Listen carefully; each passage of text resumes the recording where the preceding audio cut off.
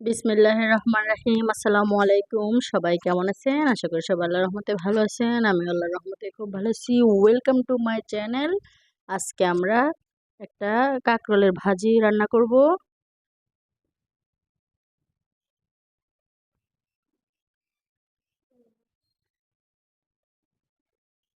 প্রথমে নিয়ে নিলাম কাঁকরোলগুলো, খুব সুন্দর করে খোসাটা ছাড়া খুব সুন্দর করে ধুয়ে পরিষ্কার করে নিতে হবে। তারপর কাঁকরোলটাকে পাতলা পাতলা করে স্লাইস করে নিতে হবে, গোল গোল করে। তারপর ধুয়ে নিলাম। এখন চুলায় তেল গরম হতে দিয়ে দিলাম। এখানে দিয়ে দিব পেঁয়াজ কুচি, এবার দিয়ে দিব রসুন কুচি, কাঁচামরিচ কুচি, টমেটো কুচি। একটু ভাজা ভাজা হয়ে আসলে এ পর্যায়ে দিয়ে দিব কাঁকরোলগুলা।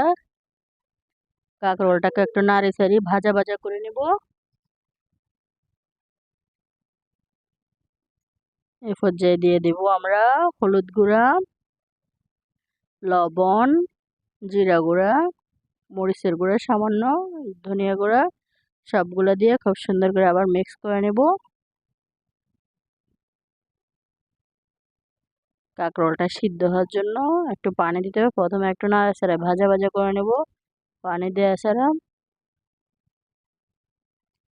এই পর্যায়ে দিয়ে দিব সামান্য পানি। পানি দিয়ে কাঁকরোলগুলোকে আবার একটু নাড়াচাড়া মিক্স করে নেব। এখন ঢাকনা বন্ধ করে সিদ্ধ হতে দিব অনেকক্ষণ, প্রায় 10-15 মিনিটের মতো সিদ্ধ হওয়া পর্যন্ত অপেক্ষা করব আমরা।